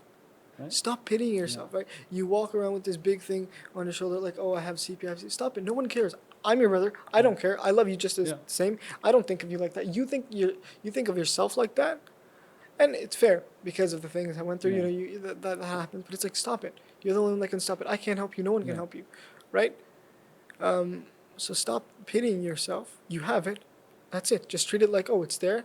Right? If you have to do things, it may take you longer to do them. Well, then put the effort into doing that. Yeah. Just stop saying that you can't. Yeah. Right? And that really hit the head on the nail, That's why having a really good supportive environment helps, because I feel like when I'm listening to your story, like there's so much self-inflicted, there's so much anxiety, there's so much fear, there's so much going on, and to have other people remind you that you're not just a diagnosis, that you don't have to limit yourself because of this one thing is important to hear, right? And again, there's going to be points in your life, like you said, there you didn't want to hear it. You're like, I don't care. Yeah. Right? But as long as people continue to remind you of that, when you're ready to hear it, you will then. Yeah, right? 100%. It's such a vital, and unfortunately not everybody gets that, right? But and you can say, even when you do get it, it's still hard. So it's difficult. Yeah, it's complex. Because at one point, like you said, it's also just words. Because they may not, they don't understand what I'm going through. As much as they want to empathize and be there, they fully can't. Yeah, it's just, we all have insecurities, right? Yeah. It's just yours. Have a physical thing where somebody can look at it and be like, there it is. There and it you're is. like, and you're trying to hide it, but sometimes a sock comes off and you're like, there it is. There it is. Whereas others you might not be able to see, but sometimes when we're all told like that, whatever we're insecure of, and somebody makes a comment, it just throws your world completely like into chaos, right? Yeah. It's just yours was yours Visibly, is visible. yeah. Like you can't physically hide Yeah. it. So no matter how hard you try, somebody will somehow say a comment, and that just Right. throws you back. And Yeah. especially being an actor, like Yeah. you're going into it, which is again is like, I'm sure you get tired of being like, oh, you're brave. Not, but it is brave. It is brave because Right. you're throwing yourself into such an uncomfortable position for Yeah. yourself to try to Yeah. go into a job or a career Where that is basically just playing against appearances, all your fears. yeah, Straight literally, all your fears, yeah, and now man, you're jumping 2 feet ahead. yeah, So yeah, it's something to be proud of, and yeah, something it's challenging, but something to be incredibly proud of because not everybody goes, okay, this is the thing I'm most scared of, and now I'm just going to jump into jump it. into it, yeah. Right? But you know, and I'll get to my older brother conversation, the one I had with him in just a sec. Doing all that, Yeah. you know, jumping into all my fears, it's made me more confident. And that's, you know, yeah, well, duh, obviously, you know, if you do what you're most scared of, you'll be more confident. But taking the step to do that and doing Yeah. all that is that journey is so hard in itself. Not just acting wise, anything that you do, Yeah. anyone that does any of that. It's made me more confident because it made me realize, yo, I can do all these things. Yeah. Sure, it may take a little bit more time. I can do it. I can swim. I'm not no Michael Phelps, Yeah. nor do I ever want to be. Yeah. I can swim. Yeah. You know, I can play basketball, right? Not LeBron James, Yeah. whatever. You know, I can also ice skate. It may look a little different, but hey, am I on ice? Am I skating? Yeah, cool, dude. No one, you don't need to be like Sidney Crosby or whatever. You know what I'm saying? Like, you don't have to. Yeah, we you talk know? about that a lot. It's called the easiest way to put it is participation. Yeah. Right? Like we all want to participate in activities. You just want to participate in everything, right? Yeah. And one of the things that happens a lot is a lot of the times with even kids that are going through physical disabilities or in general in their lives is everybody's focusing on their like it's your legs, your hamstring, your legs, your hamstring, right? Like Yep. it's just all you hear is hamstring, hamstring, hamstring. But really the ultimate goal is for somebody like myself, for you, is to help you participate in anything you want Yeah. to do and what you love. So now it's your job and your career is acting. How do you participate in that, right? Yeah, it's, for it's sure. about participating in the things we love, and how do we get to that Yeah. point? No, for sure, for sure. And again, like I said, long time to understand. That took Yeah. me a long, long time. Because like you said, I was putting, for example, I was putting those people on a pedestal. Oh my God, they can do this. I can't. Stop putting them on a pedestal. Like, you're equal to them as long as you tell yourself that you're equal to them. As long as you accept, you know. And you may be good at one thing that they may not be good at. Yeah. And they don't have a disability. Yeah, exactly. That, you know, that doesn't make them bad at it, just Yeah. you might be better. And that took me a long time to understand, you know. And so as far as the conversation with my older brother, I remember, again, this is all the same period where things were going on in my head. He could sense something was wrong, and I asked him, I was like, yo, you want to go on a drive? And we do that often in my family. Yeah. We'll just go on drives, have fun, you know, Yeah. get some Timbs or whatever. Go on drives. So me and him went, and I talked to him. And again, we talking about my CP is always the hardest thing, even with my family, who we're so open, we're so, you know. Yeah. And I talked to him, and this is the first time I said it. And I remember talking to him, and I remember almost breaking down, and I clutched his hand, and I said, like, yo, dude, like, it's not fair.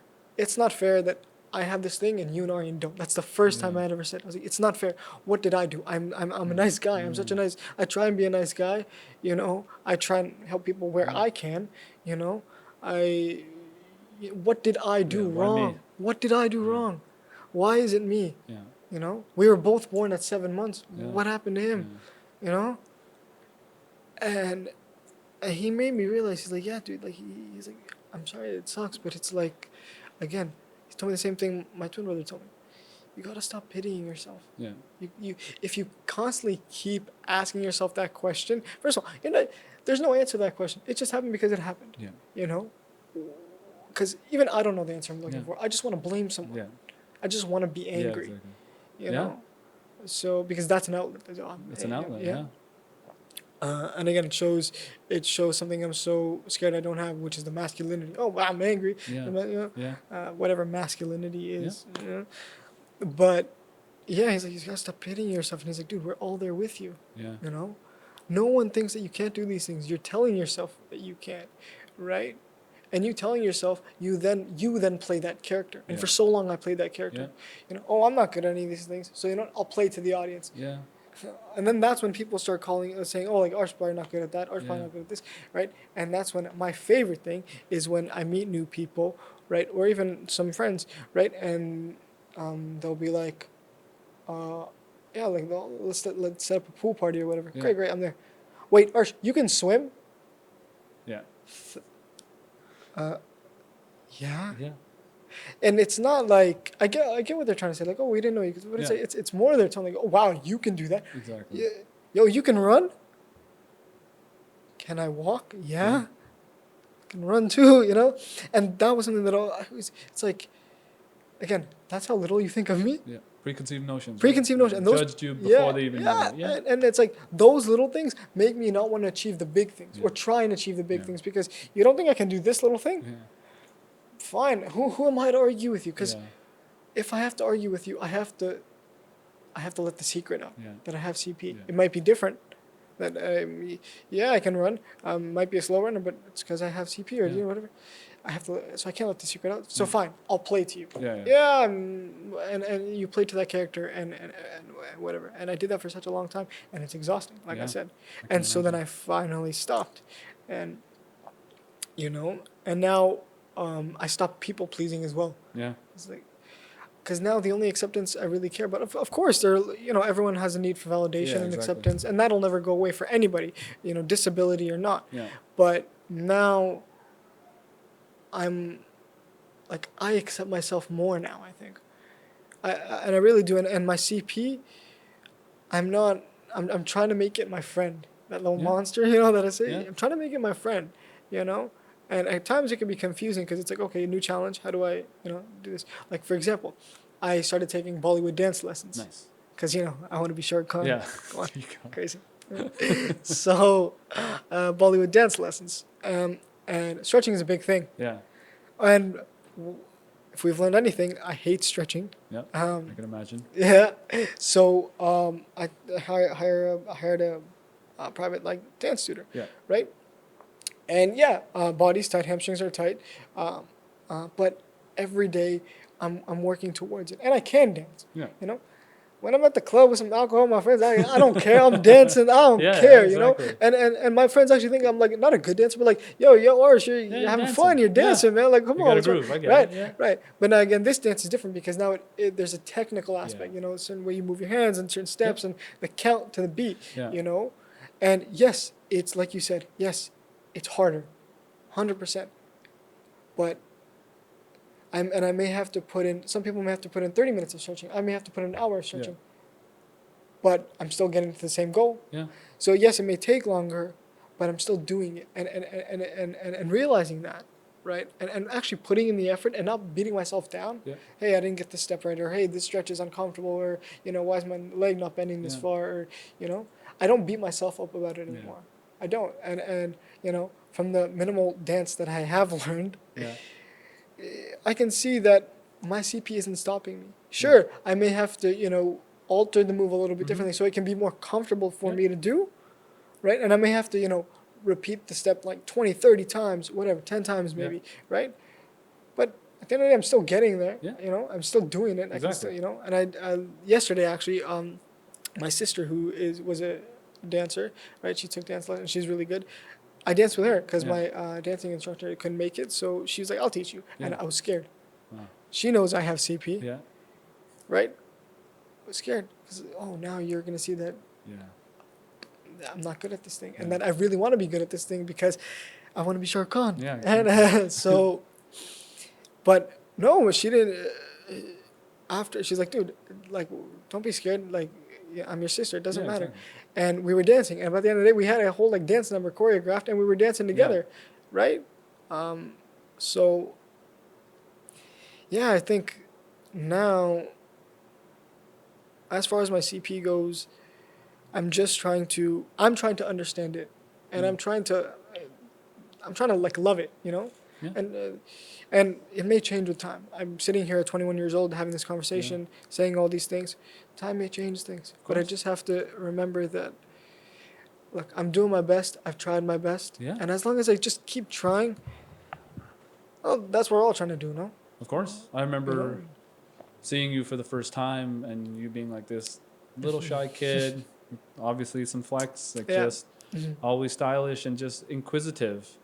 And then I remember you seeing when I saw you like again, like after the pandemic, and just seeing you for the first time at the gym. And I remember, and I don't even think you remember. And I said, Arsh, like your confidence is like, it's a completely Different, yeah. like 180, right? Like you're Yeah. so confident, right? And just seeing somebody who's just like you're just even more joyous, just more Yeah. confident, more just like really more, I would say, authentic. Yeah. Like more about you're very, very happy to talk about all the things that you want to talk about, all the things you were doing and stuff, and Yeah. just and I even remember like when you were younger, I remember like you probably don't remember, you had come in for like a session and you had asked like, can I go to the gym? And I said, why can't, of course you can go to the gym. I remember us talking about like that you can go, these are some of the things you can do. Yep. These are some of the things you might not, it might be harder for you. And then you saying like, okay, I can go to the gym and I can do all these things.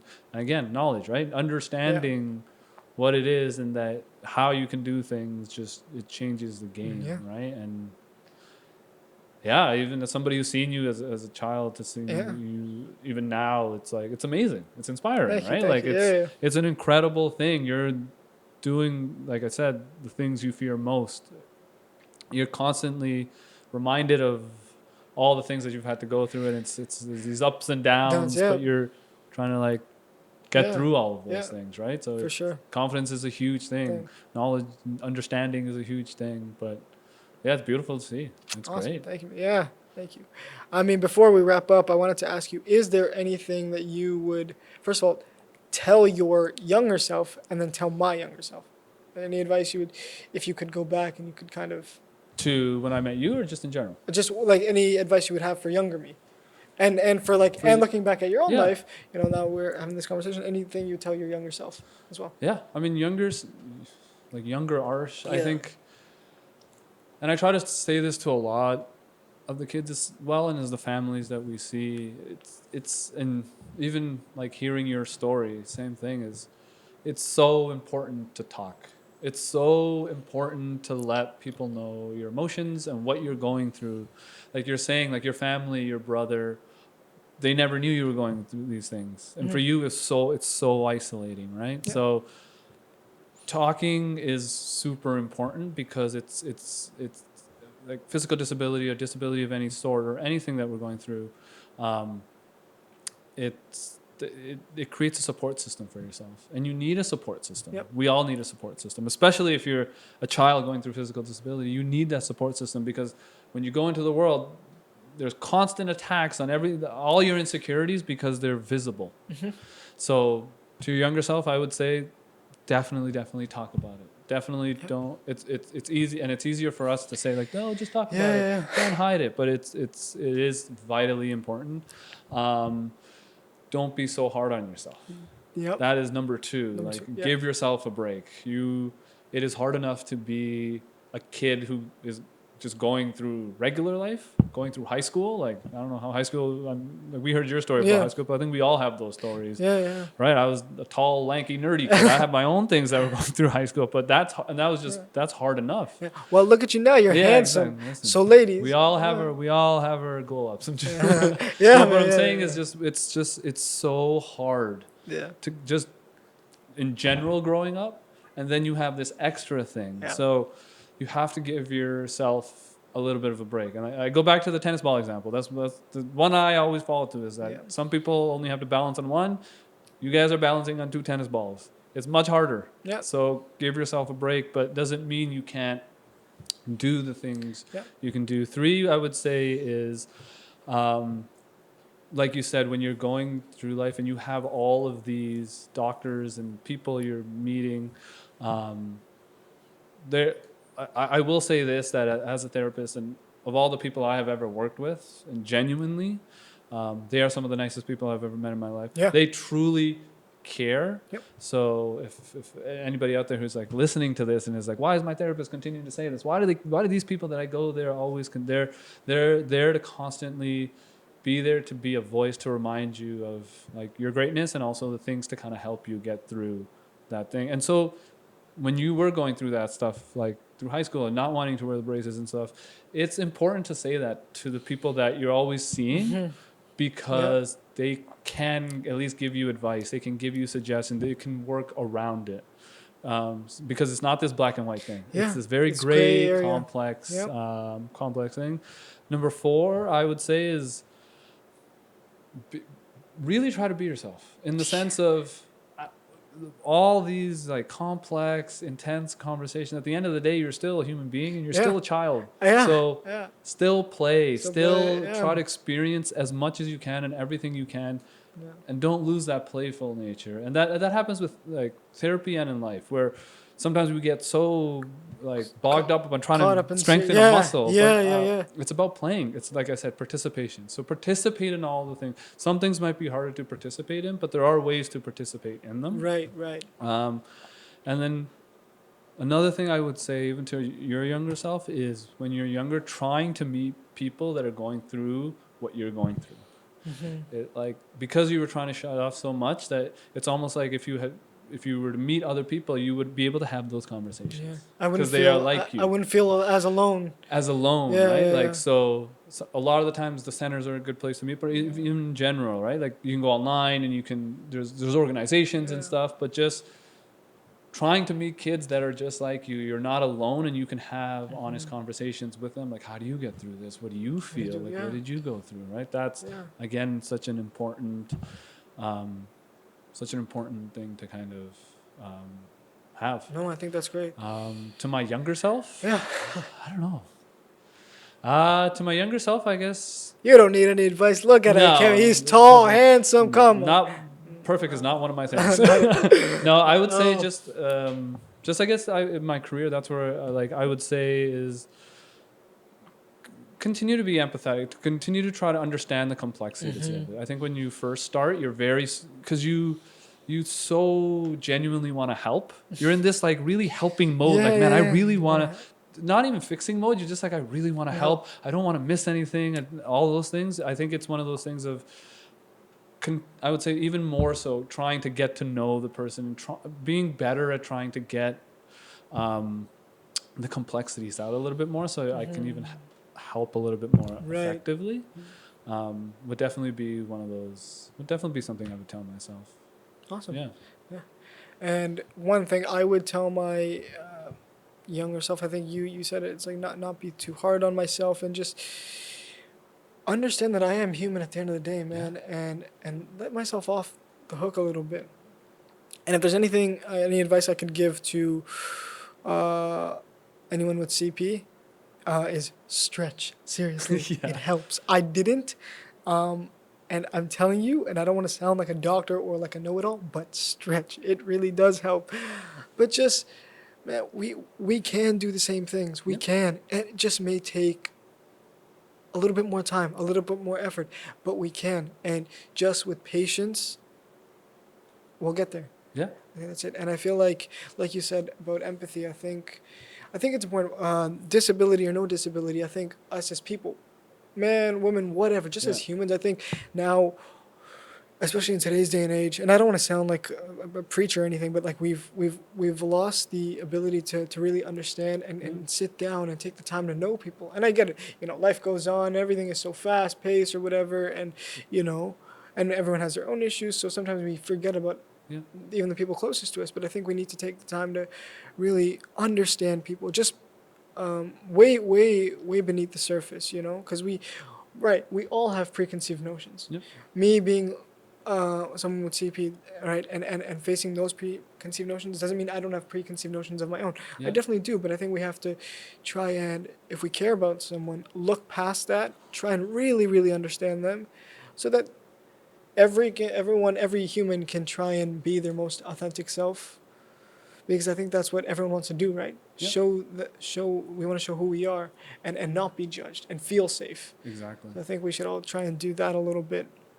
And as for this podcast, again, my goal with it is just, if anyone's watching, whether they have a disability or not, whether they have CP or not, just at the end of the day, if after watching this you feel any sort of connection towards it, and it helped you, and you just feel like and you just feel okay. Even for just a day, you just feel okay, and you feel like you can get through this day. I think I've accomplished that, you know. And definitely, if you want to reach out to me and share your story and talk, I'm always here to listen, and I'd definitely love to. And just before we end off, I want to thank Gabriel behind the camera and Michael behind the camera as well for helping us film this. They've been sitting here listening to us talk. Exactly. So, yeah. Anything else? Yeah. No, just I was grateful for the opportunity when you asked me to come, even just have this conversation with you. Really, and I think I've said it to you many times. This is your story, and I think it's a story that needs to get out there because there are a lot of people that go through this, and a lot of people feel isolated and alone, and they're not. And it's one of those things where I said, like I said, if you connect with Arsh, like reach out to him. He's somebody who's gone through this, and nobody knows better than the people that have gone through it, right? Like I'm, as much as I work with people or people with or children. It's the kids that are going through it. It's the people, they're the ones going through it. I always say, you know your body best. You know all the things you're going through. So if you're out there and you're listening to this and you're connecting with this, reach out to Arsh. Talk 100%. to him so that you guys can connect and have conversations. That's the most important part. Or other people in your lives, your parents, your therapist, whoever 100%. is there you want to talk to can understand and kind of get through it because it's complex, right? But it's not something that we all can't do together. For sure. Yeah. I guess I'll end off the podcast by saying my name is Arsh Parekh. I'm an actor. I have cerebral palsy, meaning my secret's out.